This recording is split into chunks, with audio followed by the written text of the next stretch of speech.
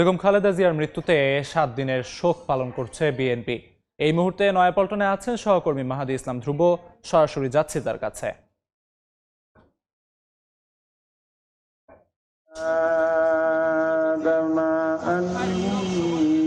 স্তব্ধ গোটা দেশ, শোকে স্তব্ধ এই বিএনপির নয়াপল্টন কার্যালয়।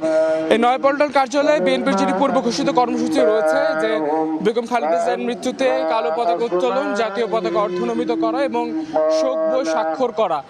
সেই শোক বই কিন্তু এই সকালবেলা এই শীতকে উপেক্ষা করে মানুষ শোক বই স্বাক্ষর করছেন।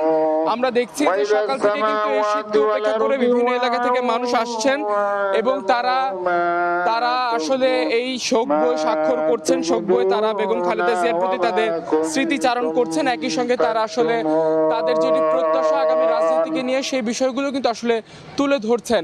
এখানে আমরা বেশ কয়েকজন মানুষের সাথে কথা বলেছি, তারা আসলে দূর দূরান্ত থেকে এসেছেন। তারা যেটি বলছেন যে বেগম খালেদা জিয়া শুধুমাত্র বিএনপির নেত্রী ছিলেন না, তিনি ছিলেন এই বাংলাদেশের অভিভাবক এবং এই অভিভাবক শূন্য একটি দেশের সামনে এগিয়ে যাওয়ার জন্য তারা ঐক্যবদ্ধভাবে কাজ করবেন বলে তারা বলছেন। তারা একই সঙ্গে তারা প্রত্যাশা রাখছেন যে জিয়া দম্পতি অর্থাৎ শহীদ প্রেসিডেন্ট জিয়াউর রহমান এবং বেগম খালেদা জিয়ার এই প্রয়াণে তাদের শূন্যতাকে শোককে শক্তিতে রূপান্তরিত করে বিএনপির ভারপ্রাপ্ত যিনি চেয়ারম্যান জনাব তারেক রহমান, তার নেতৃত্বে বিএনপি সুসংগঠিত হয়ে এগিয়ে যাবে বলে তারা প্রত্যাশা করছেন।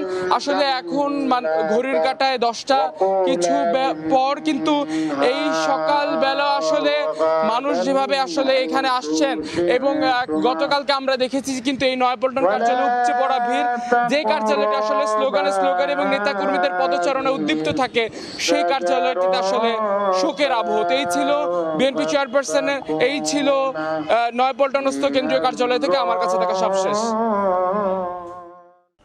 নয়াপল্টনে বিএনপি কার্যালয়ের সামনে থেকে সবশেষ খবরাখবর জানাচ্ছিলেন সহকর্মী মাহাদি ধ্রুব।